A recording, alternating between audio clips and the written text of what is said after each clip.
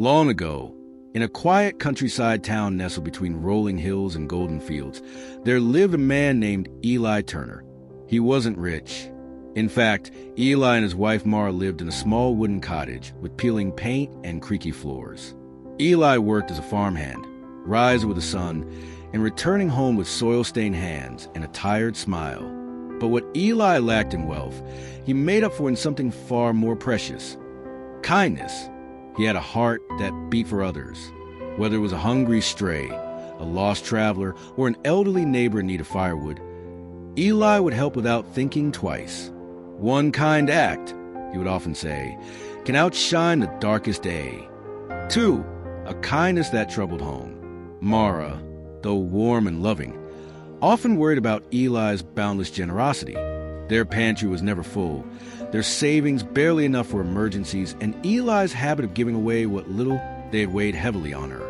"Eli, you can't feed the world when we barely have enough for ourselves," she'd say, watching him hand over the last loaf of bread to a homeless veteran at the corner of the road. But Eli would smile gently and reply, "What we give returns in ways we can't always see, Mara. Trust me." 3, the stranger by the gate. One cool autumn afternoon, as golden leaves danced in the breeze, Eli was mending the fence outside his cottage. A faint voice called out from the road, "Sir, could I trouble you for a sip of water?" Eli looked up and saw an elderly man leaning on a crooked walking stick. His clothes were torn, his face drawn with exhaustion, and his lips cracked from thirst. "Of course," Eli said, rushing toward the man.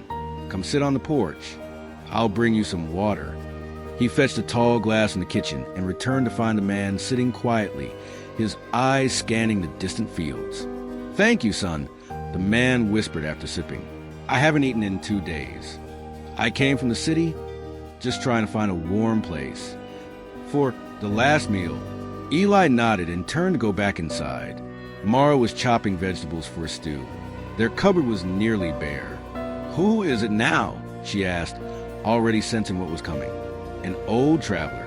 He hasn't eaten in days. I want to give him some food." Mara sighed. "Eli, we only have enough for ourselves tonight. Just one bowl each. That's it." "I know," Eli said gently, "but one of us will still sleep with a full heart." Without another word, he ladled the hot stew into a bowl, placed a piece of crusty bread beside it, and walked back out. 5, the gift of silence. The old man accepted the food with shaky hands. He didn't speak. He just ate, slowly and gratefully. After finishing, he placed a spoon down and looked up at Eli with eyes that gleamed not just with gratitude, but with something else, something mysterious. "You have a rare spirit," he said quietly. "In a world that often forgets kindness, you choose to remember." Then he reached into his satchel and pulled out a small, glowing object wrapped in faded cloth. He handed it to Eli. "Take this." Eli unwrapped the cloth. Inside was a golden bowl, gleaming as though it had just been forged. It wasn't large, but it was exquisite. Intricate patterns etched along the rim, and a strange warmth radiating from its surface. "Sir, I can't accept this," Eli said, startled. The man placed his hand on Eli's shoulder. "A wealthy merchant gave me this years ago, but I have no need for treasure. I have wandered long, searching for someone who would value what it represents more than what it's worth. And I found you." 6, the truth about the bowl. "This isn't an ordinary bowl," the man continued.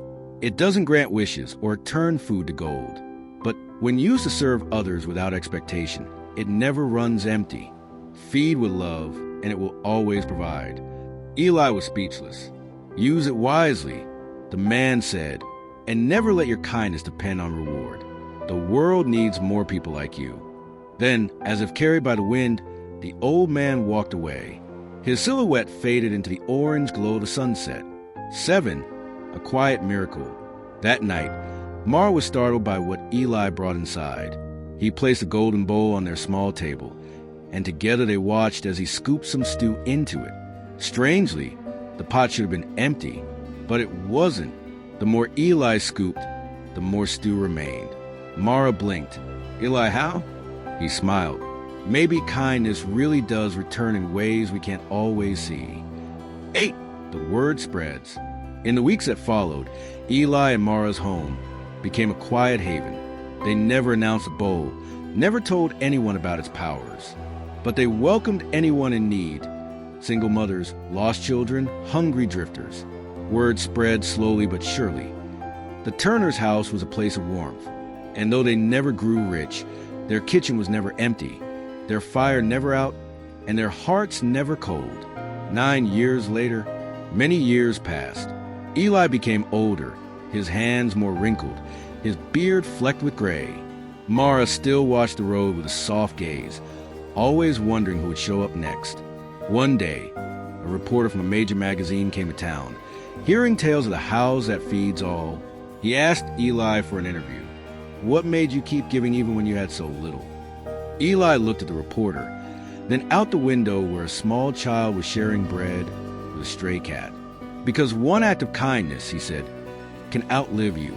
And maybe, just maybe, that's how we live forever. 10. Final lesson. The golden bowl still sits on the shelf above the fireplace.